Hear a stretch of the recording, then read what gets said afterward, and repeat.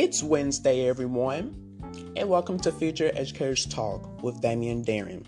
I'm your co-host, Damian Anderson. As you can see again, my co-host, Darren Fred, is out again, but don't worry, he will be back soon. Today, I am going to be giving out some strategies and some tips on the topic of professional development for teachers. So, let's just hop right in today, all right? So just as a teacher, that has to create conditions that support and encourage student success. School districts, they have to support teachers' professional development. And today, professional development, it runs the area from one-shot workshop to a more intensive job-embedded professional development, which it has teachers learn in a day-to-day environment, in which they work rather from getting pulled out to attend an outside training. But however, I found like a couple weeks ago that the National School Boards Associate Center for Public Education reported the teachers it notes that the most professional development today is affected because it's neither changes teaching practice nor does it improve the student learning. So that's something right there. All right? That's something right there. So anyways, professional development for the teachers, it can fall short in like numerous of ways, including you have too many and sometimes conflicting goals and priorities, competing for teachers' time, energy, and attention. All right, so yes, that's one thing right there. The next one you have is unrealistic expectation of how much time it will take schools and teachers to adopt and implement their goals. So that's another point that you have is professional development training events that are inappropriate in size, scope, or structure to support learning new goals or skills.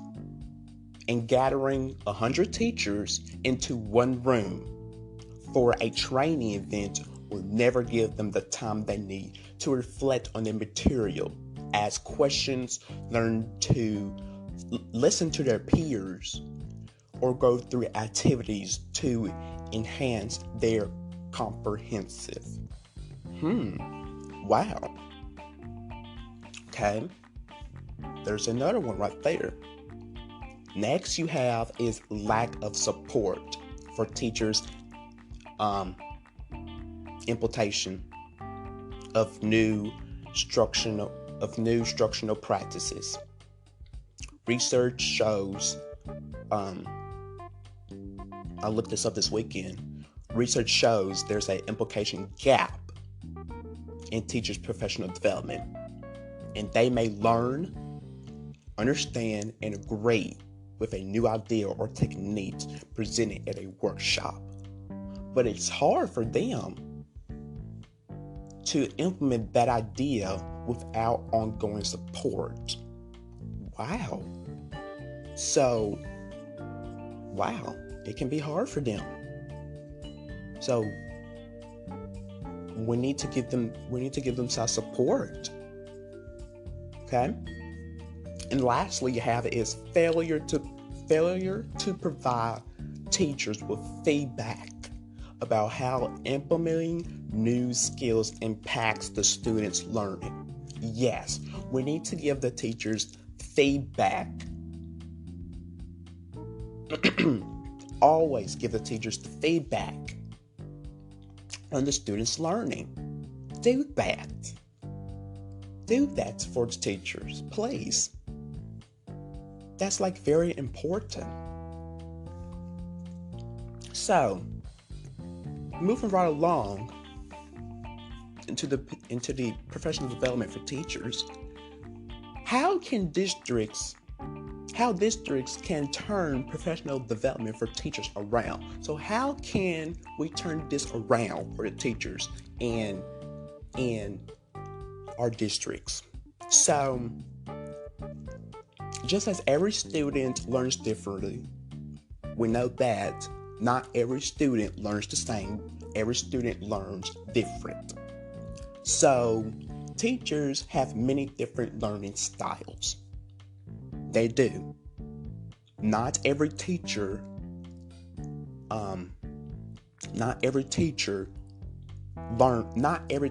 teaches the same. All right? Not every teacher learns. Not every teacher teaches the same. Okay?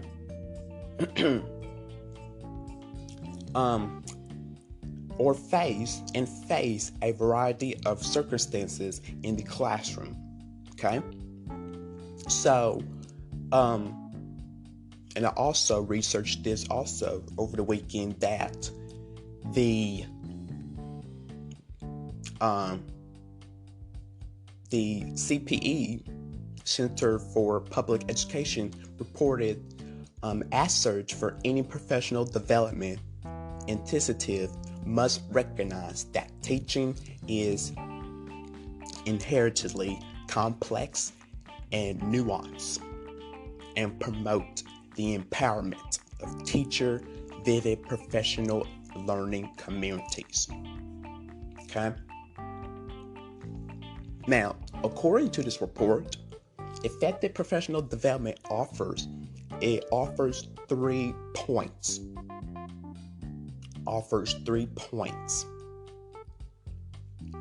The first one, it offers ongoing instruction for a significant duration of time.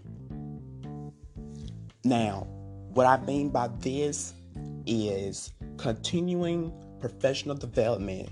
It gives the teachers time to learn and implement the new struggles. You get what I'm saying here? Again,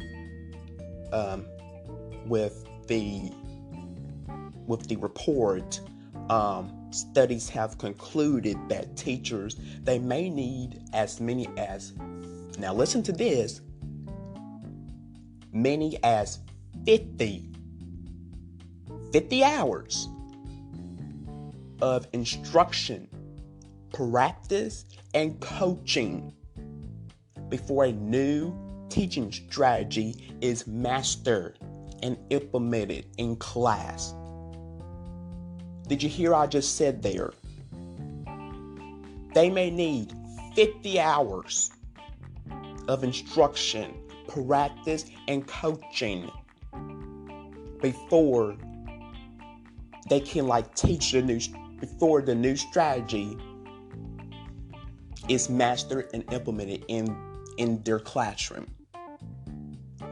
Whoa, right there. I mean, whoa. That's like a whoa. So that's one thing right there that professional development offers right there. Okay?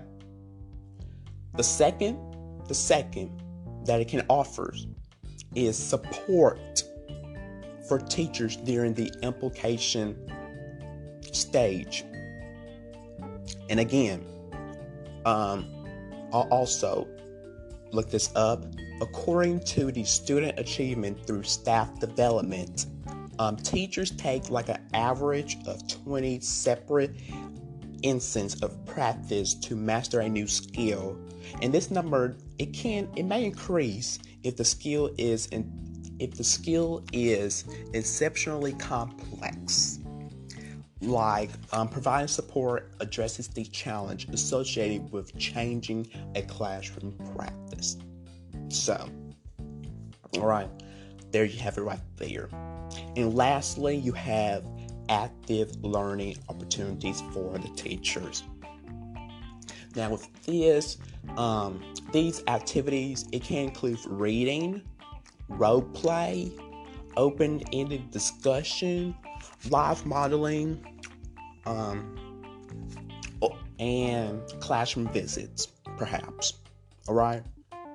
And while many forms of active learning helps the teachers comprehend concepts, theories, and research-based practice in their teaching, modeling the new practice has been shown to help teachers understand and apply concept and remain open to adopting it. So, there you have it right there. So, those are the 3 points right there that professional development offers that it can do. Probably how you can turn this around in your districts. Okay? So, the next thing now of what I'm going to talk about now is the 5 strategies for better teacher professional development. All right, that you can probably do in your school district or in your school. Well, same thing. So you know that school districts can improve the effectiveness of their professional development for teachers by following these basic guidelines. And these are very basic. These are not very complex. These are not difficult. These are very basic. So, the first guideline, the very first, is just keep it simple. Just keep it simple. So, each year, just identify and focus on 1 or 2. It could be just 1 or 2. It doesn't have to be 3, 5, 6. It just could be just like 1 or 2 instructional priorities. Effective instructional practice that the district wants you, the teacher, wants you to learn, refine, or improve. All right? And ideally, districts should select the priorities with input from the teachers themselves. They should do that. They should do that for you. And they should clearly communicate these priorities and expectations throughout all levels of the organizations. So, that is what they should do. They should communicate these with you. So, that is number 1, is to just keep it simple. Keep it simple. So, number 2 is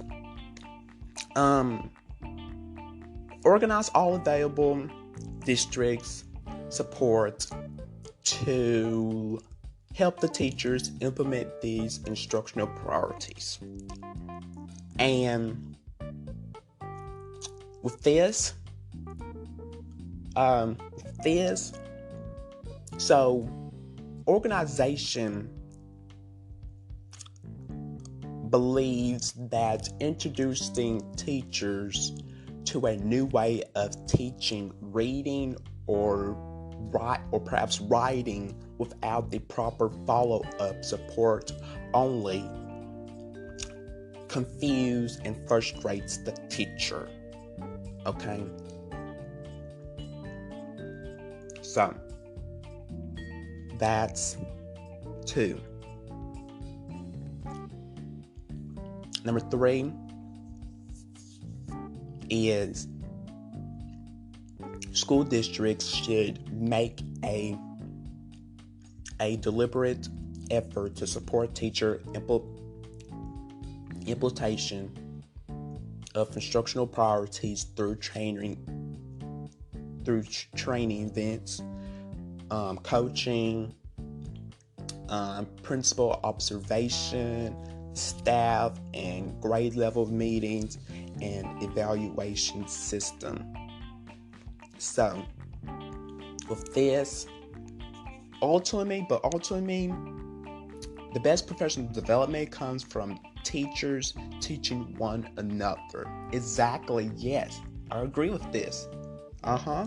If schools can establish a collaboration, effectively stimulating environment for teachers, that's a place where children will learn.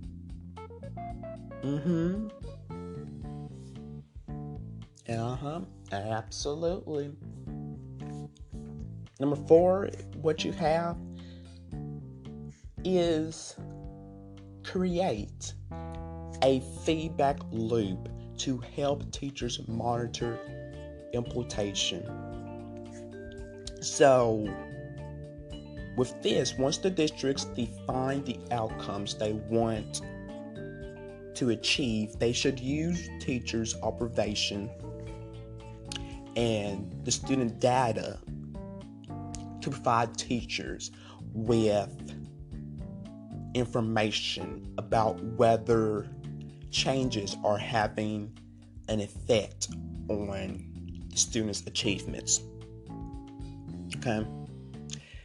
And teachers may need help learning how to conduct related to assignments, analyze and interpret the data, and adapt their instruction in response to the data.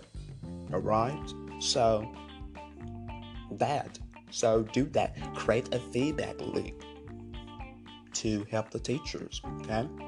And lastly is to realize that change takes time. It really does. It takes time. So we know that too often that districts work on something we often know that districts work on something for a year, right? Yes. Then they kind of revamp their priorities and launch a whole new set of goals for the next year. So yeah, if I know some of y'all teachers are probably agreeing with me. Well, probably some of y'all teachers are probably y'all agreeing with me on that. Well, I just said on that. And administrators, they must realize that teachers will still need support when implementing changes the next year.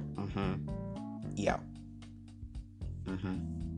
So, those was the 5 strategies to better teacher the professional development. So, I hope those kind of help out. So those are very good strategies right there. So, moving right along. So, at the end of the day, teachers, districts, and parents, they all want the same thing. We all want the same thing, which is to improve students' learning. We all want that. But many teachers simply aren't. That's incorrect. Well, I just said it. But many teachers are not. Let me correct myself right there. um, they are not equipped with the professional development they need to make real change in their classrooms. Did you get what I said right there? So districts, they can't hope for sweeping improvement by sending the teachers to workshops and seminars a few times a year. They just can't. And teachers, they need continual professional development with active learning opportunities and feedback and support built right in. They need that. They need that. They really need that because professional development is very important. I believe that it's very important. It's quite very important. So,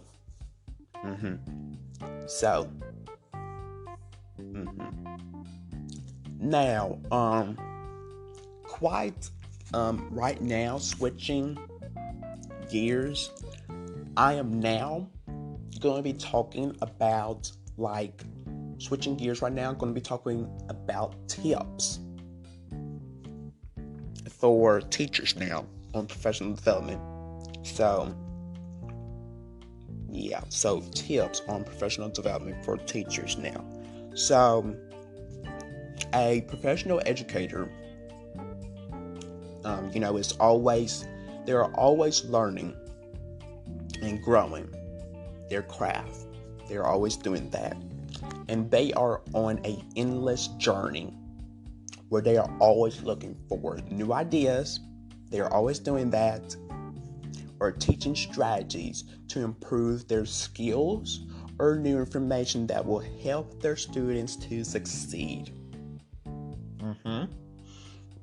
And it takes a lot of work, you guys. It takes a lot of work and effort to be a professional educator. It does. It does. It does. It takes a lot. It does. To be a teacher, it takes a lot. It takes time. It takes time to go to conference and serve on committees, or to decide to, or probably decide on continuing on the education path if necessary, if you want to do that. So I know that teachers, most teachers probably, they're listening to this, and I don't know if that's what y'all are thinking of, or I don't know, but I know that if y'all what y'all just heard, what I said, I know that it's it takes a hard, I say it's like a lot of hard work and effort of what y'all do as a teacher. Y'all go to all these conference and stuff, and y'all to these committees and all these workshops and whatever, and y'all just do it all and stuff. And I don't know, and what I just said, do y'all want to decide on continuing on the education path if necessary? But yeah, it's like I said, it's like a hard work for the teachers. So I mean, and it requires effort to to go that extra mile for the students who need it.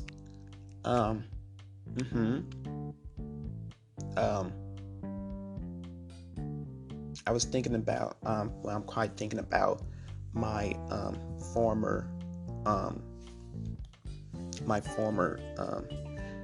junior English teacher, Miss Burketta. She will always go that extra mile for her students, and I know that she is still doing that to this day.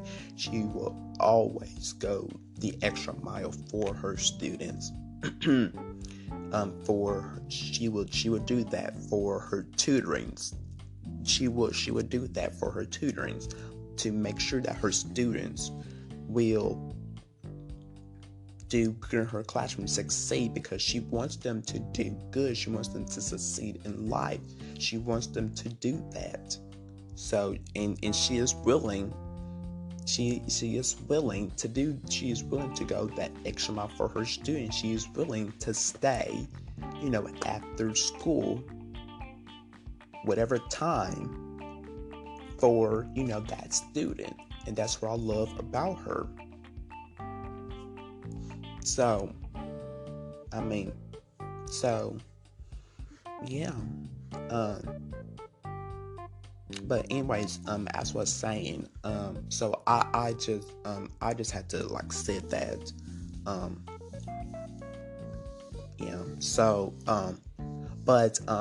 and it takes patience to, continually grow and truly understand your craft as a teacher. So, there you have it right there. So, the rewards of being a teacher go to the professionals who are willing to go that extra mile. Like I said, Miss Burketta, or use their spare time to help others. Like I mentioned, Miss Burketta. That's all who I could think of is Miss Burketta. She will always do that. She will do that for her students. She will even come on weekends. She would. Like, I'm not serious, you guys. She will come on weekends for tutorings for her students. Set up meetings, like schedules for students, like whoever needs, helps for like ACT practice, like worksheets, like whatever. She will do that for her students. She will do that. And that's like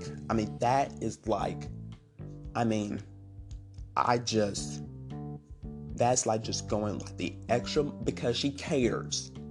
She deeply cares for her students, and that is like what I love about her. She cares for her students. So she does. But I'm not trying to diss out, like all the other teachers like I have, but that's like one of the teacher that I can like think of, like who has done that, who like go the extra mile, who has did that. So, but anyways, so I'm going to give out a few, like I mentioned earlier, I'm going to give out a few professional development tips to help the teachers continue to grow and become that professional educator that they deserve to be. So, now, professional development promotes the student growth. So, as a professional educator, it's essential that you take the time take your time. Take your time to promote the students' growth. Don't rush through it. Just take your time. So what I mean by this is to set high expectations for the students' achievements. Okay? That's one thing, is to set high expectations for the students' achievements. The next thing is to use the most recent educational technology. Don't use old ones. Use the up-to-date ones. The third is to plan instructional strategies. Next, apply higher order thinking skills. Use that thinking skills. Fourth, use cooperative learning. And finally, apply classroom management techniques. Yes, I believe that is the most important right there. Apply classroom management techniques. Yes. That is the most important right there. Me and Darren, we talk about that, I believe, some this season, if I'm not mistaken, and we also talk about that last season as well. So, and while these are just like a few examples, there are plenty of more. I know there is. Excuse me, y'all. I know there is. The point that I'm trying to make of this is that, like I said earlier, is that you take the time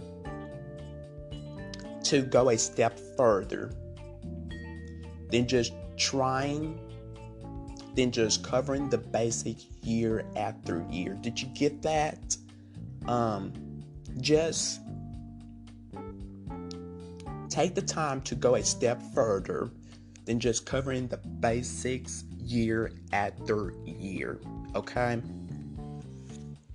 So that was one of it. Promote the student growth. Alright? Next thing is to make use of your time. Just make use of your time. Don't waste any of it. Please don't waste any of your time. I know, lots of teachers, they don't do that. I know that. But, well, no. I better be quiet. I know they don't. But please, don't waste any of your time, okay? All too often, teachers forget. They forget how important their instructional time really is. They do. They really do. Trust me. While there's 6 to 7 hours, it may seem like there's like a lot of time to get things done. There's really not. You have to remember that's a lot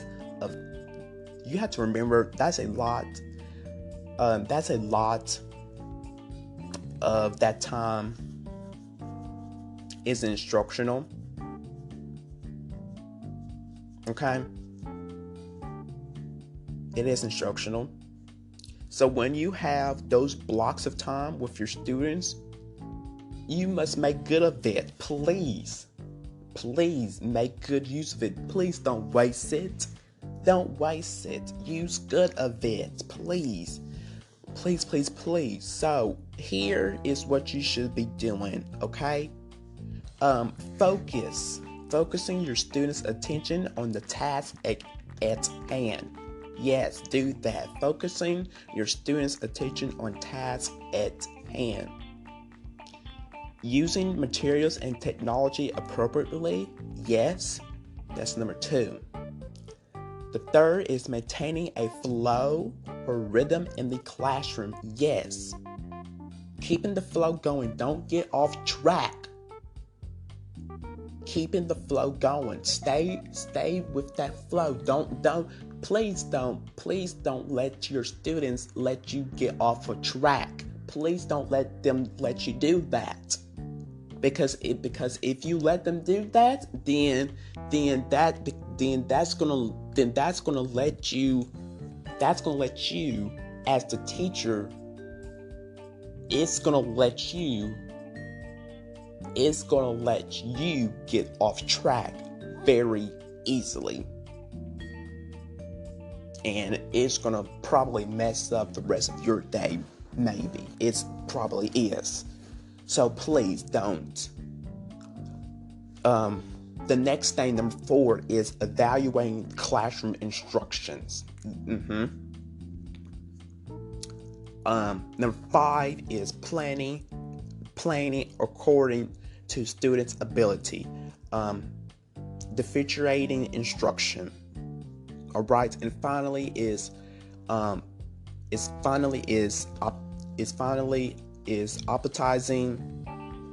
the time for the task at hand.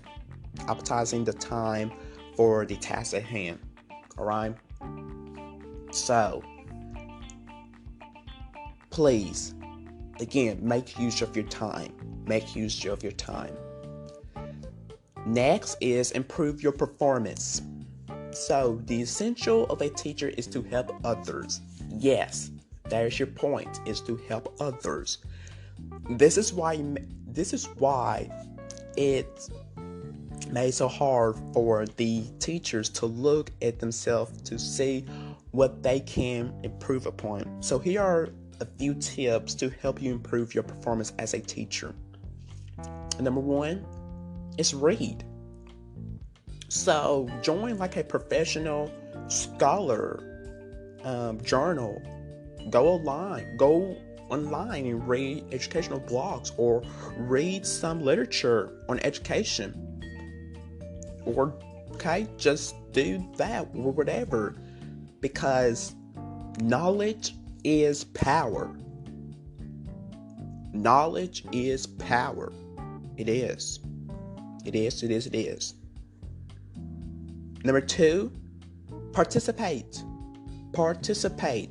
So go to educational conference or workshops. I mentioned that earlier. Or attend online seminars. Participation in these types of events will make you a more effective teacher. It will.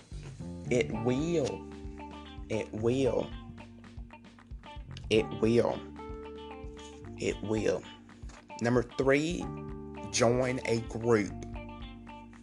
So there are like many groups that you can join. I know there are many groups that you can join. It could be online or off. So, in all of these groups, they can be like a great source of information as well as inspirational. It can be. So you can learn like a lot from other professionals who have, years of experience. So it can be like a great way, to get, know other people. It can be. Right? So yeah. Number 4 is to observe your peers. So an effective teacher, they takes the time to observe other teachers. Yep. And these teachers can be like a great source of knowledge for you. They can. Absolutely. And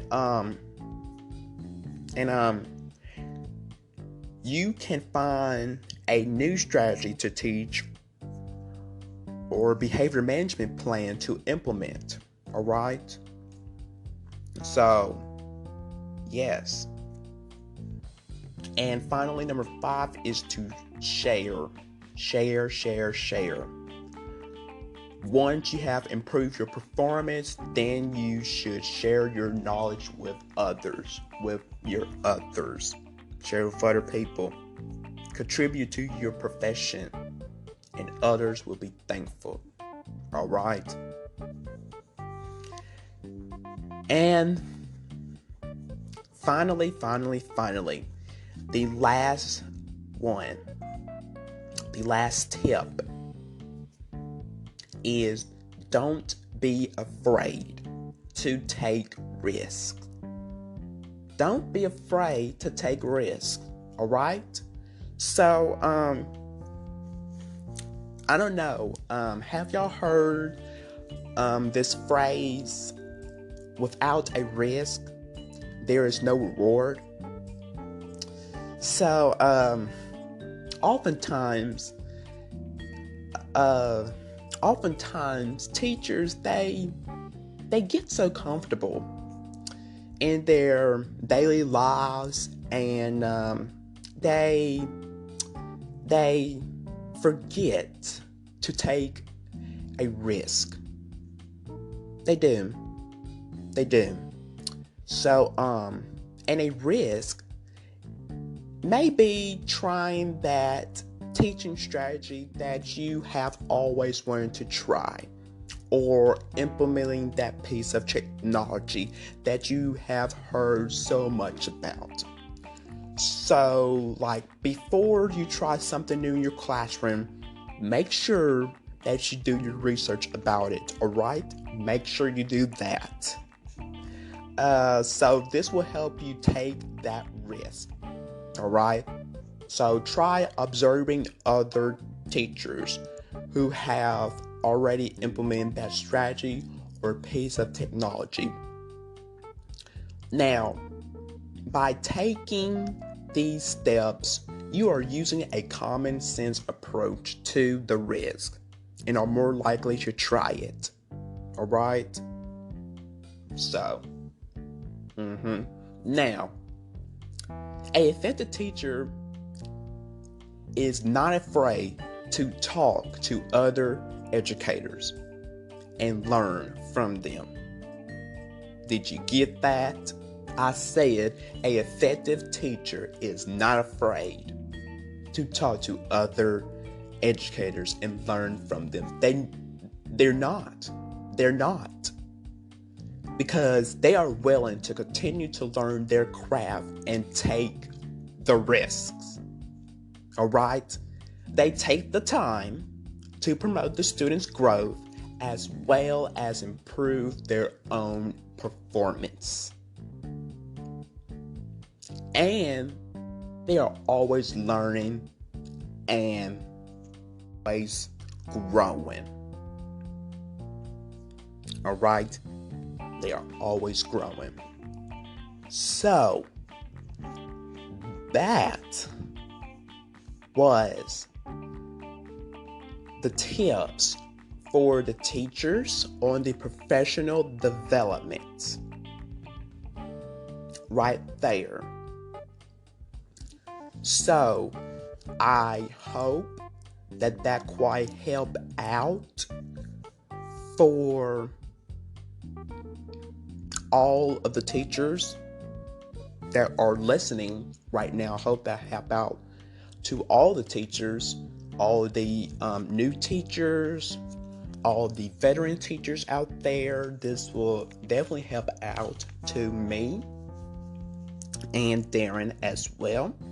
So, yes, that will definitely help out. Definitely.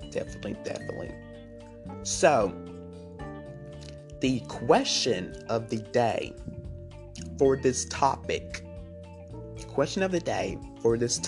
is, why is professional development for teachers so important? Why is professional development for teachers so important? I want to hear your thoughts on this.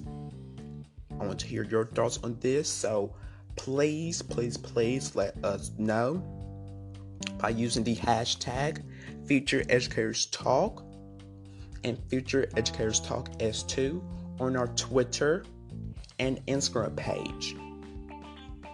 We will definitely love to hear your thoughts on this. All right? Definitely like to hear your thoughts on this.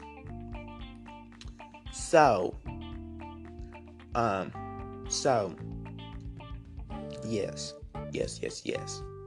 Definitely like to hear your thoughts. Definitely like to hear your thoughts on that. So, and actually, I have a, when this was like a couple of, I believe, episodes ago. I can't remember when was this, but this was a question of the day. What do you think principals look for when hiring teachers? And we have someone had commented on this question. What do you think principals look for when hiring teachers? And someone had commented 24K, the golden one, on our Instagram page. And it says, as a future director of my own charter school, I look for character, connection, and communication from the first introduction, even if that introduction comes in the form of a phone call, letter, or of interest, email, or interview. So, yes, keep them on coming. We see that right there. So see, we love to hear your thoughts on this. So please keep them on coming, because you never know. You might be featured in one of our episodes. Or in one of our live videos on our mini series. So please keep them on coming. So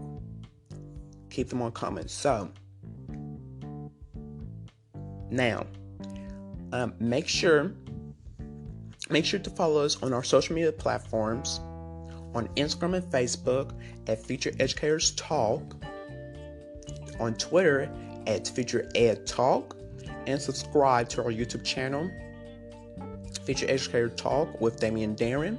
And make sure to hit that bell to get notified of all new future episodes and more exciting things in the future. And follow me on Instagram at the Damian Anderson, because I am the one of only, of course. And on Twitter at the Damian Anderson. Then you can also follow me on Coffee Talk on Instagram